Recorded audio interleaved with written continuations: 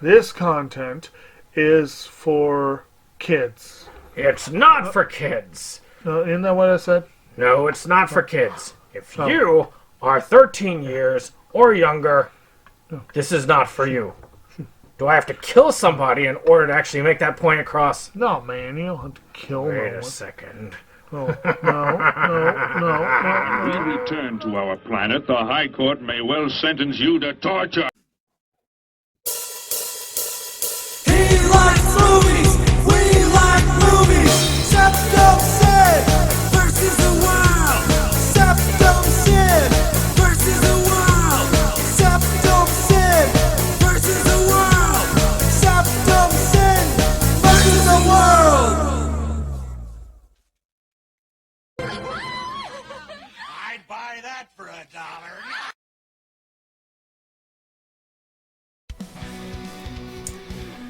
Greetings!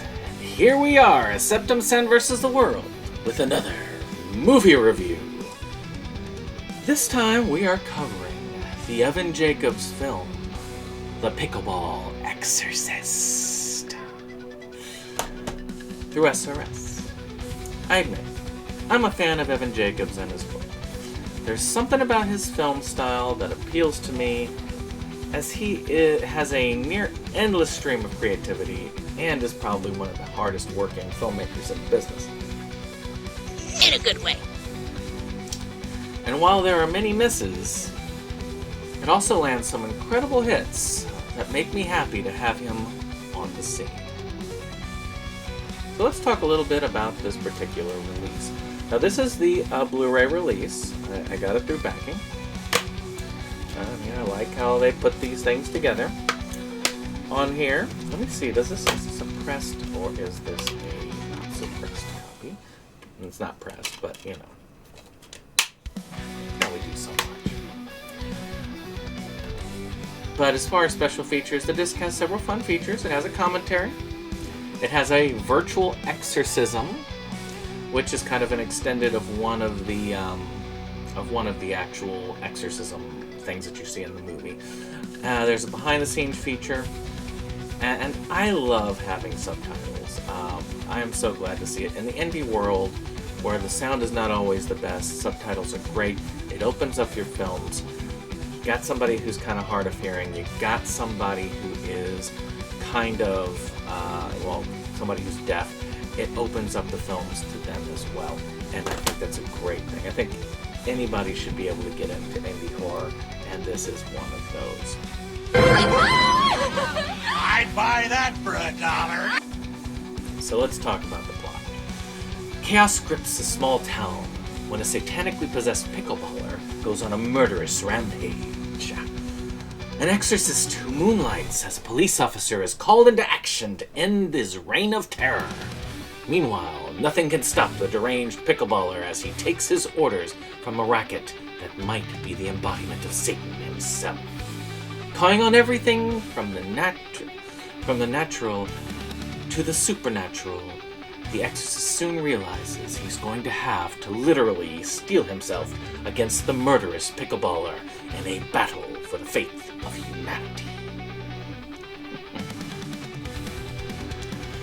So the first 2/3 of this movie introduces the exorcist and highlights the pickleballer going on his killing spree, while the exorcist and the police work to track him.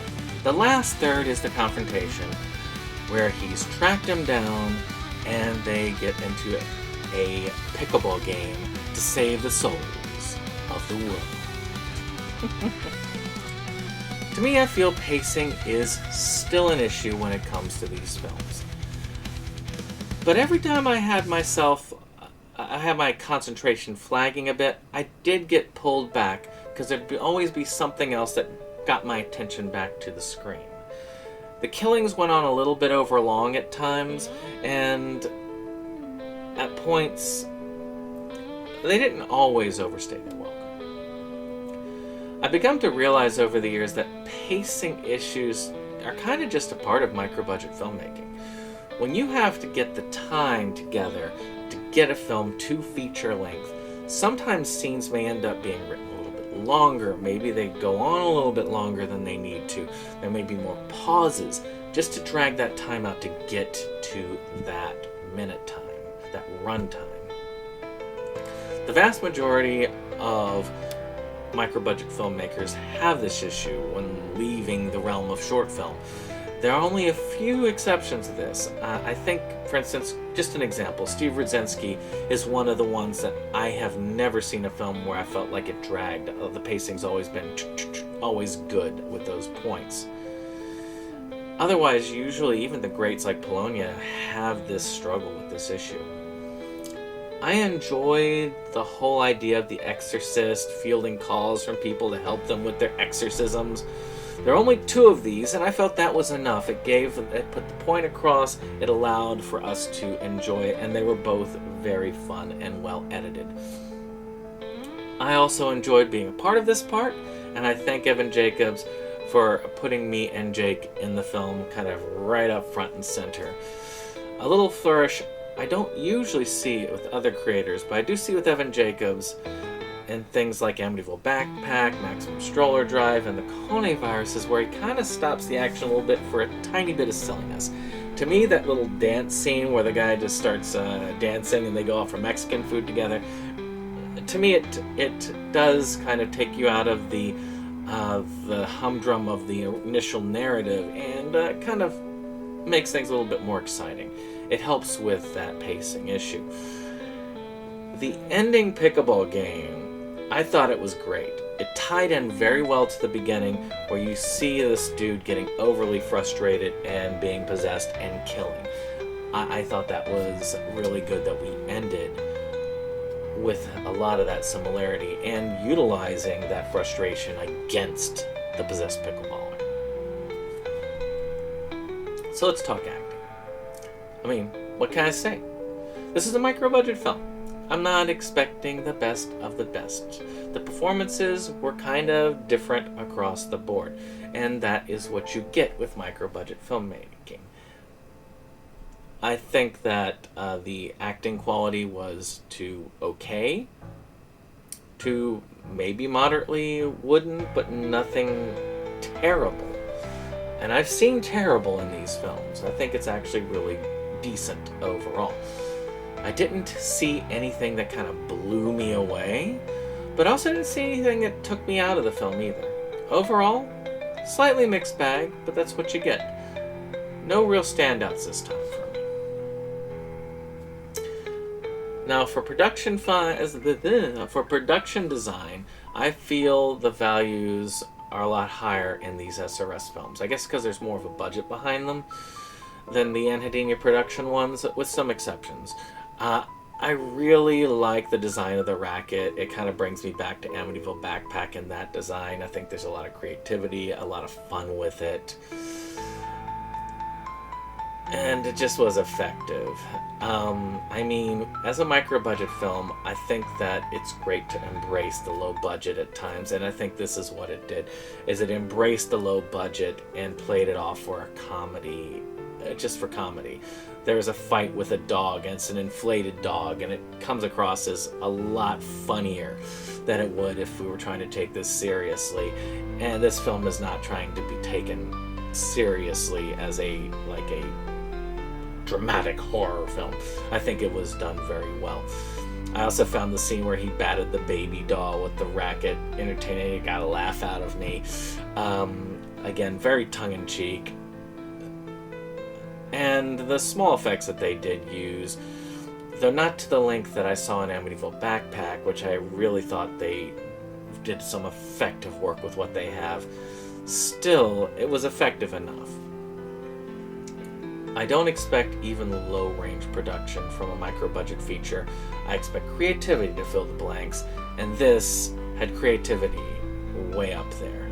Now, there are a few that do shatter expectations. Return to Splatter Farm. Shoot the original Splatter Farm. The effects looked higher grade than some decent budgeted movies.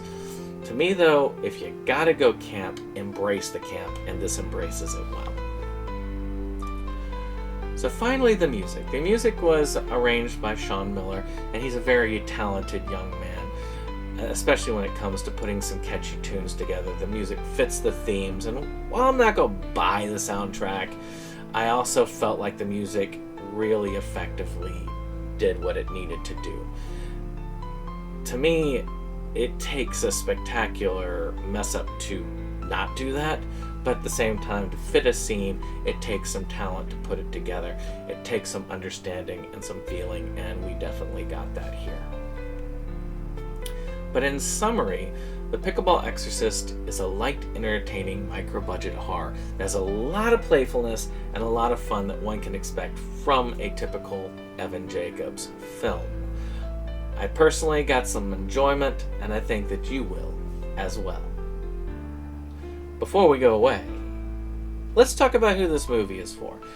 I think that everyone can enjoy a film. What film you enjoy, it's hard to say, but there's always an audience for every film, and I think there's an audience for this. So let's talk about who will enjoy the film. People who love the Death Toilet films. The Death Toilet films are probably the most famous films that Evan Jacobs has done. And if you loved those films, you will like this film. There are others. I think if you liked some of these other SRS ones, if you really liked Amityville Backpack, you will like this film. If you liked Amityville Death Toilet, you'll like this film. And there's a lot of other cool films that you can really enjoy. People who enjoy tongue-in-cheek micro-budget horror. I think people who like that slightly off feel of a tongue-in-cheek style horror film where the movie isn't really serious and kind of embraces that micro-budget, they're going to get a kick out of this. It's going to be fun. And I think B-movie fans could actually enjoy this. I'm not talking like 70s splatter era B-movie fans. I'm talking like 50s era Ed Wood B-movie. I really think these types of films are the true evolution of what modern day Ed Wood type films look like. And Evan Jacobs gets that vibe right on. I do think that a lot of people who love the micro-budget scene fall far less in the B-movie category and far more into the love of the 70s Herschel Gordon Lewis splatter types. But not all micro-budget films really play to that, and I don't think this does. But those Ed Wood film types, they do really get a kick out of this. I think you will love it. So where can you get this? Well, Ron usually keeps the Indiegogo up for the first bits of the release, so you can kind of get this one. He also will put it up on SRS's site eventually. There will be a DVD release, and there will probably be a way to buy this. So if you haven't gotten a copy, you should check it out. I think you'll enjoy it. I love the artwork of the cover. I think that the artwork on the disc is good. I, in general, like these releases. They're solid releases. They do a good job with the menus. They work it well. And also, if you really like these types of films, you should go to Anhedenia Films Unlimited and check it out. For just $2 a month, you can actually get access to a full catalog. There are some fun films, and to me, the closest film to this is Maximum Stroller Drive, which I also make a very small appearance in. But not because I'm in it at all. No, it's a fun film. If you really like the playfulness of this, I would definitely go for that one. If you want to stick to SRS, get Amityville Backpack, Amityville Death Toilet. Those films really kind of have that same feel of this one. So I hope you've enjoyed this. If you did, click that like button, click that subscribe, and share. And we'll see you on the next one. Bye-bye. This is the end of the show. We hope you liked it though. We had our spend, a time afraid. It's almost time to go. This is the end of the show.